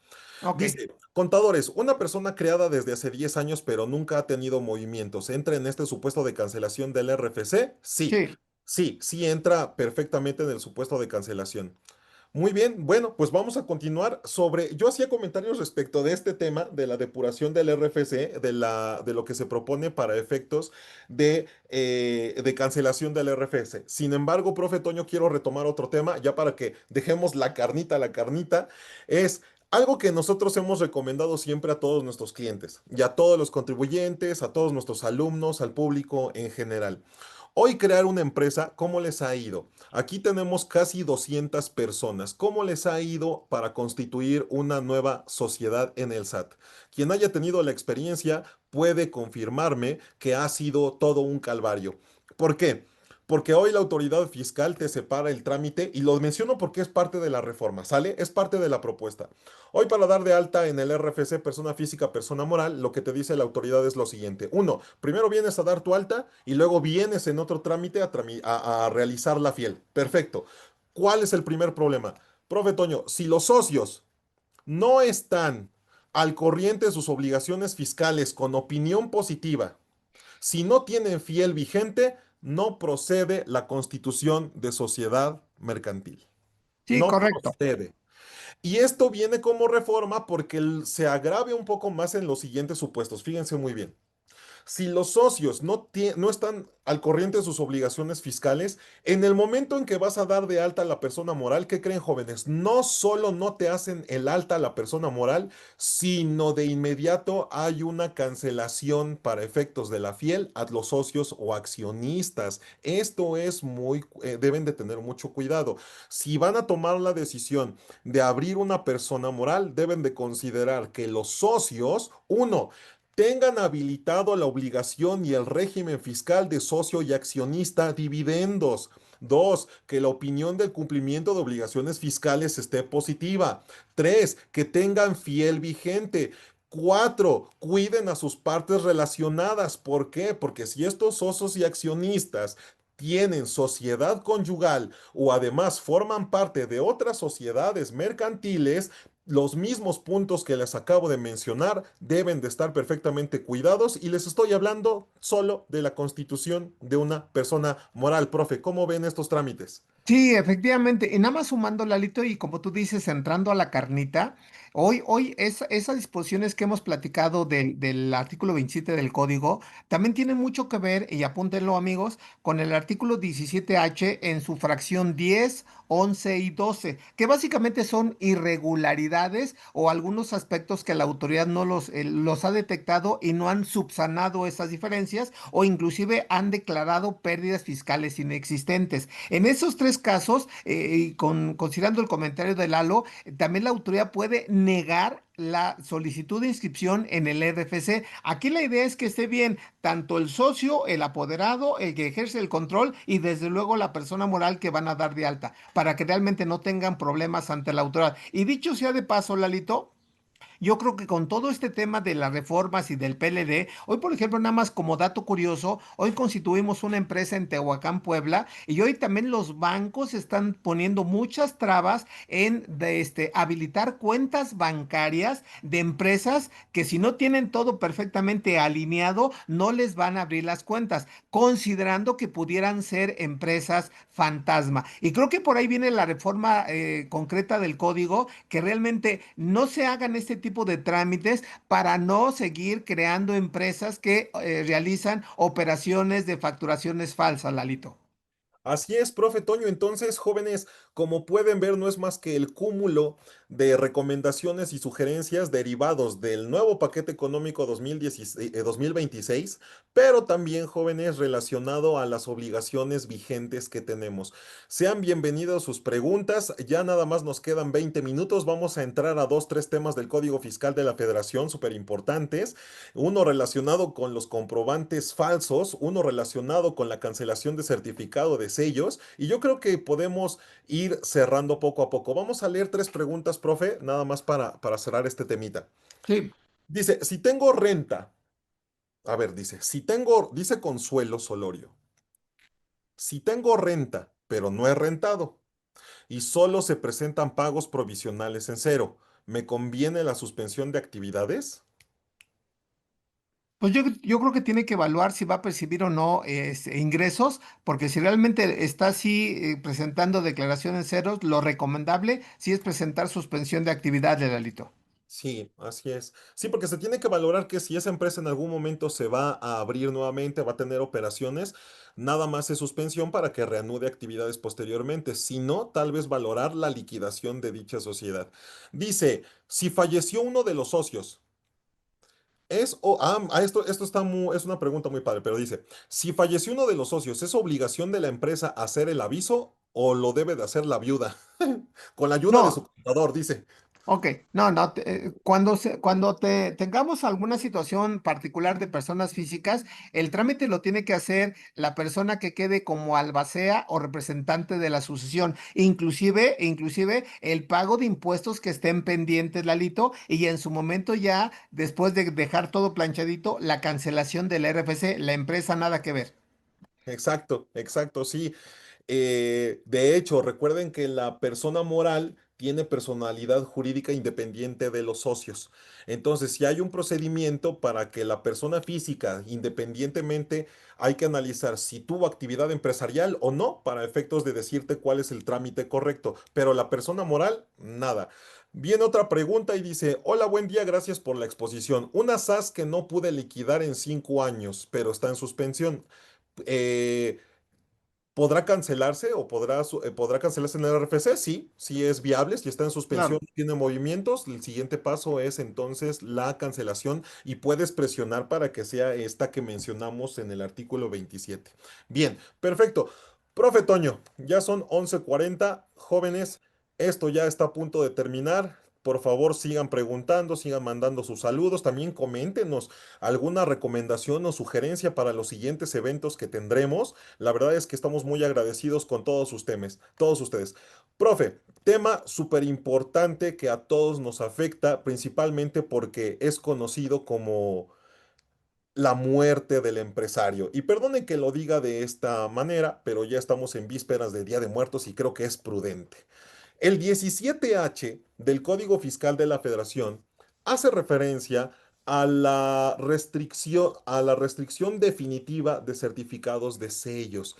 Y conocemos un sinfín de posibilidades de por qué la autoridad actualmente está restringiendo los certificados de sellos. Sin embargo, Paquete Económico 2026 se agrega una fracción que es la 13, en donde no existía o no existe de manera actual, vigente, y dice lo siguiente. Los certificados que emite el SAT quedarán sin efectos cuando, chéquense muy bien, profe Toño, sus comentarios, detecten que el contribuyente emisor, esto es súper importante también.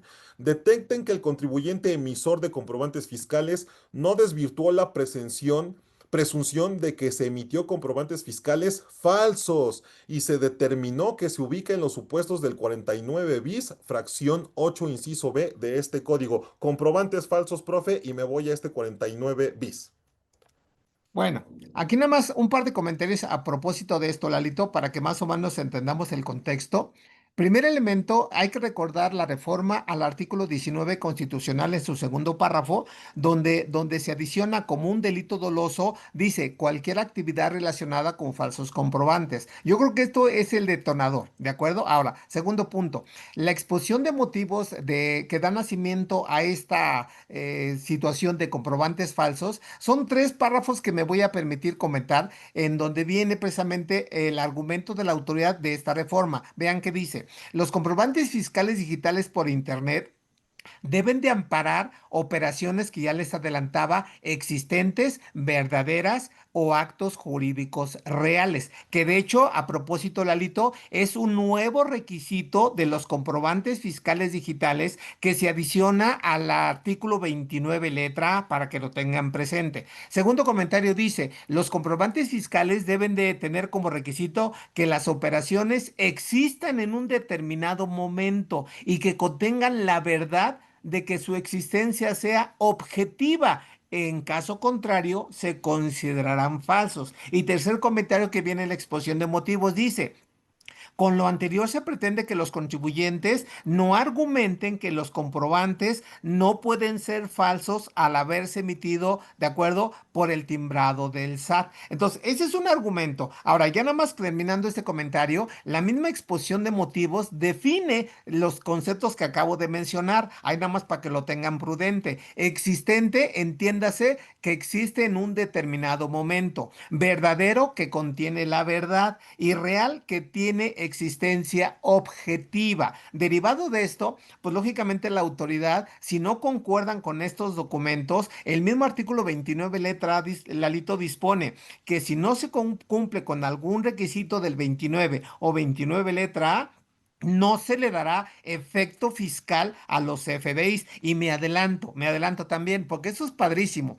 También hay una adecuación en el artículo 17H bis para aquellos contribuyentes que tengan esos comprobantes y dice que si yo tengo ese comprobante, ¿de acuerdo? Y me doy cuenta que es un documento falso porque no se desvirtuó, dice, tengo que presentar declaraciones complementarias para quitar el efecto de esos comprobantes. Si no, me van a restringir el certificado de sello digital. Y lo más grave es la reforma al artículo 113 bis, que realmente es para dar miedo, Lalo. ¿Por qué razón? Porque si yo contribuyente le doy efecto fiscal al comprobante a sabiendas que es falso, puede haber prisión que va de 2 a 9 años de cárcel.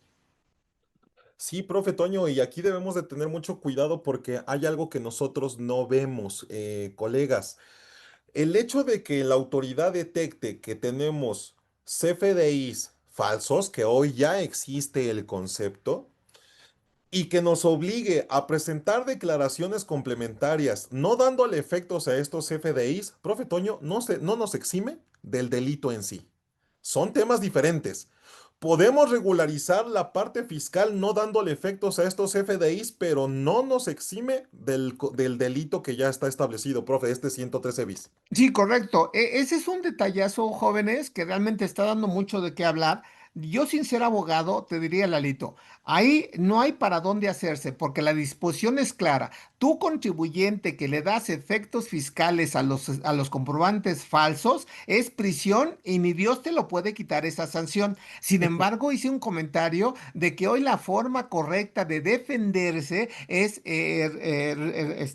remitirse a instancias internacionales como es la Comisión Interamericana de Derechos Humanos. Y también por ahí hay un antecedente de una jurisprudencia que declara la inconstitucionalidad de la prisión preventiva oficiosa. Pero si yo no recurro a esas instancias, Lalito, lamentablemente voy a incurrir o caigo en esa causal donde realmente puedo ser privado de mi libertad, que obviamente está contra todo pronóstico, más allá de las garantías de la propia Constitución.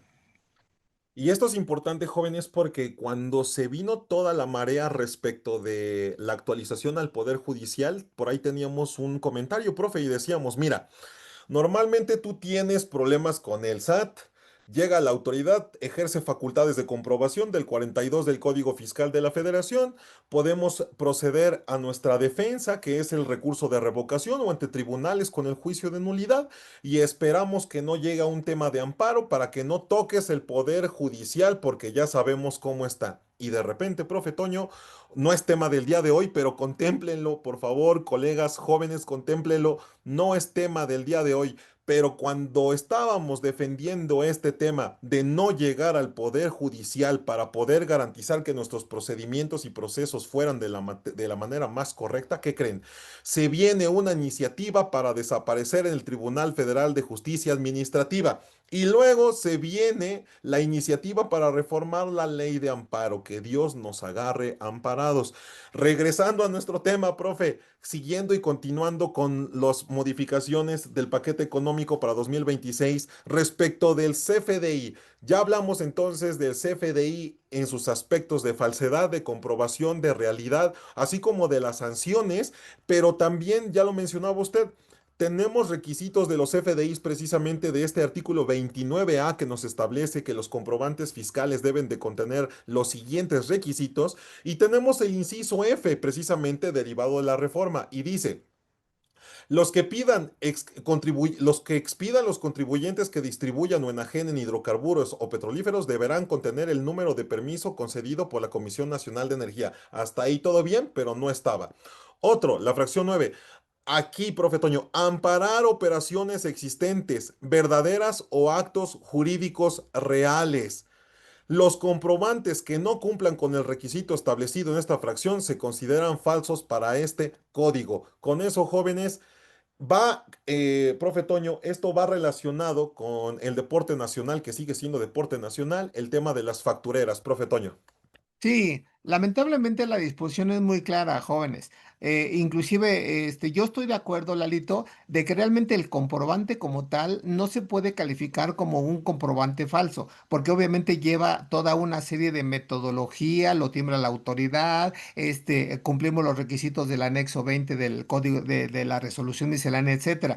Lo que realmente sí es importante, Lalito, que realmente las operaciones sean reales. Por eso comenté al inicio el acuerdo no vinculativo 44 diagonal ICR. Ahora, como valor agregado, amigos, deben de entender que para que la operación se acredite como una operación real, debo de destacar la materialidad. Y a título de ejemplo, y si realmente lo pueden ir tomando o grabar esta, ¿cómo se puede acreditar que la operación es real? En su conjunto, vean, como sugerencias. Número uno, que tenga contratos, que el contrato tenga fecha cierta, que tenga el propio CFDI con requisitos fiscales, que acredite con flujo de efectivo, pagos realizados, que estén debidamente registrados en contabilidad de acuerdo con las NIP, que pueda contar con una minuta de comentarios y observaciones, que pueda tener videos, materiales, fotografías, bitácoras, de ser posible en algún momento un peritaje contable.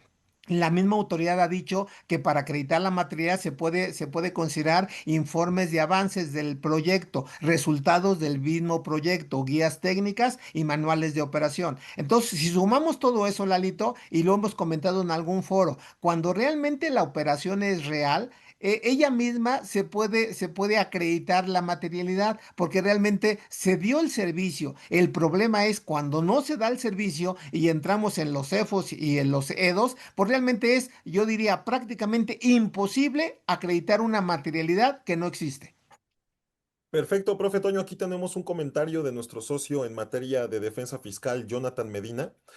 Y dice lo siguiente, y me encantaría, Jonathan, si tienes la disposición, no te quiero comprometer a nada, pero si tienes la disposición, ojalá pudieras tomar el micrófono para hacer este comentario. Dice Jonathan, para efectos fiscales se puede considerar como ficción jurídica que un CFDI es falso, e incluso presumir que una operación es inexistente o simulada. Para efectos penales, se tiene que probar que el CFDI es falso, no se puede solo asumir que lo es. Lo mismo para las operaciones que amparan los FDIs. No se pueden presumir que son inexistentes o falsas las operaciones en materia penal, pues tienen que probar ese hecho de que son falsas. Claramente es materia de una defensa penal fiscal. Mientras no se reformen los delitos para comprender los aspectos más técnicos e informáticos, seguirá reinando la impunidad. Mi querido John, si estás por ahí, ¿quieres tomar el micrófono o cerramos el comentario? Muchas gracias. Adicionalmente nos comenta Berenice, ¿y dónde queda la sentencia de acción de inconstitucionalidad 2008-2025 que es inconstitucional la prisión preventiva oficiosa de delitos fiscales? Muy buen comentario también, Berenice. John, si por ahí andas, con todo gusto, adelante, amigo. Si no, le damos continuidad. Les agradezco a todos, chicos, ya faltan 8 minutos. Les agradezco a todos por todo su apoyo, por su seguimiento, por acompañarnos. Somos casi 200 personas, en verdad lo agradecemos mucho.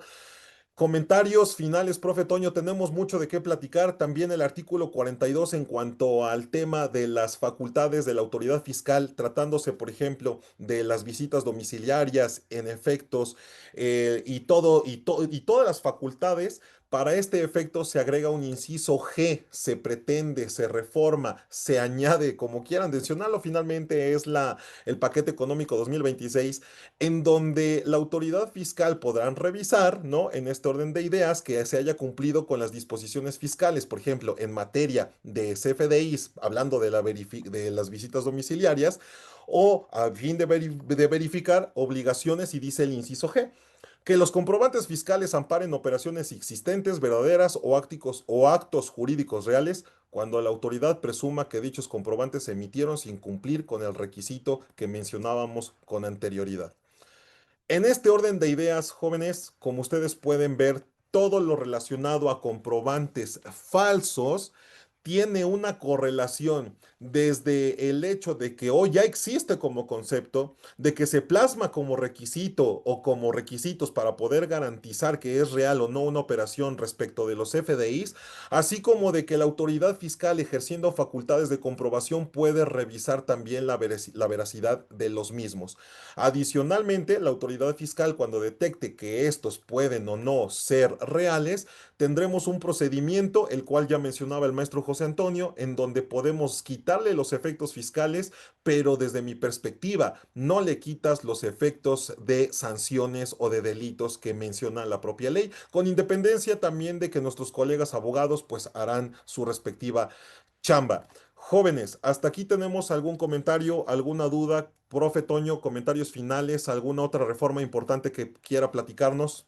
Sí, claro, Lalito, no pretendo llevarme más de un par de minutos y ya para ir cerrando, Justo. como bien dices. Vean, amigos, uno de los artículos también emblemáticos que no deben de dejar pasar por alto es una adición al artículo 49 bis del Código Fiscal de la Federación, que ahí me marca de manera puntual el procedimiento para llevar a cabo las visitas domiciliarias. Y a título simplemente de referencia, escuchen esto, amigos, que realmente es para dar miedo, ¿eh? Porque realmente viene con toda la autoridad para el año 2026. Vean, derivado de esos comprobantes falsos que ya veamos que se modificó el artículo 29 letra A, el artículo 42 facultades de comprobación, el artículo 17 H bis, ahorita esta adición, el artículo 113 bis, etcétera. Vean que dice, número uno, en el procedimiento se tiene que señalar cuál es el supuesto por el cual se considera como falsos los comprobantes y ordenar la suspensión de los comprobantes fiscales, es decir, ya no puedo facturar. Segundo punto dice, se llevará a cabo donde se realizan las actividades o prestación de servicios, entiéndase oficinas, bodegas, local comercial, etcétera. Número tres, se van a utilizar herramientas que también es una reforma a las facultades de comprobación, Lalo, herramientas digitales, ¿de acuerdo? Como pueden ser fotografías, videos y demás, ¿de acuerdo? Y se va a notificar al contribuyente en caso que no se encuentre vía buzón tributario o estrados, en caso que no se encuentre. También señalar con quién se va a entender la diligencia y señalar dos testigos. Y si no se señalan esos dos testigos, la autoridad los puede señalar. Número que sigue dice, levantar un acta circunstanciada de los hechos conocidos por los visitadores y señalar las irregularidades, que por eso empecé a decir, hoy ese término lo toman del plan maestro, irregularidades que hagan los contribuyentes y desde luego pueden ofrecer pruebas, ¿de acuerdo? Para desvirtuar los hechos. Otro punto dice, los medios de prueba ofrecidos deben de identificar y admicularse para que realmente proceda. Si al cierre del acta el visitado se negara a firmar, se asentará este hecho en la propia acta, pero dice, sin que esto pierda su validez. O sea, ven cómo todo es en favor de la autoridad, señores. Punto que sigue, dice, la autoridad fiscal contará con un plazo de 15 días hábiles para emitir, notificar la resolución, ¿de acuerdo? Donde acredita si el contribuyente desvirtuó o no desvirtuó la presunción de falsedad de los comprobantes fiscales. El procedimiento deberá concluir dentro de un plazo de 24 días hábiles. Ahora bien, otro de los dos puntos importantísimos dice, se publicará en el portal del SAT y en el diario oficial de la Federación el nombre y el RFC de los contribuyentes que no desvirtuaron, es decir, nos van a sacar a la luz pública de la presunción de falsedad de los comprobantes, ¿de acuerdo? Y esos contribuyentes, en su caso, tienen que revertir el efecto fiscal que en su caso le hayan dado. Y la parte que a mí me llama la atención, Lalito, dice, la Secretaría de Hacienda y Crédito Público procederá penalmente contra cualquier actividad relacionada con comprobantes falsos en los términos que ya platicamos, 113 bis del Código Fiscal de la Federación. Eso realmente para alertarnos, para ponernos las pilas y realmente no caer en estos supuestos. Muchísimas gracias, profe Toño. Comentarles, colegas, esta plática fue para ustedes, contadores. Tratamos de que fuera de la manera más digerible posible. Todos estos temas también deben de tratarse y tendremos más eventos al respecto, obviamente con todos los expertos relacionados, por ejemplo, en materia de defensa, algo que hace rato nos comentaba Jonathan Medida y tiene mucha razón, en materia penal se debe de probar de manera histórica y material los hechos. Entonces, hay argumentos de defensa, pero una realidad es que la autoridad fiscal, hoy por hoy, profe Toño, sigue ganando más del 60% de las controversias con los contribuyentes. Hoy por hoy la autoridad fiscal sigue ganando en más del 60% las controversias con los contribuyentes. Por eso, la mejor recomendación que les podemos hacer es, chicos, jóvenes, empresarios, contadores, la mejor defensa es la que no se hace. La mejor defensa es la prevención. La mejor defensa es anticiparse. La mejor defensa es el cumplimiento, el compliance oficial de cumplimiento. Hoy los controles internos en materia de contabilidad son de suma importancia. Si tienen alguna duda, con todo gusto, vamos a dar 2 minutos para ver si hay alguna duda. Les agradezco mucho su presencia.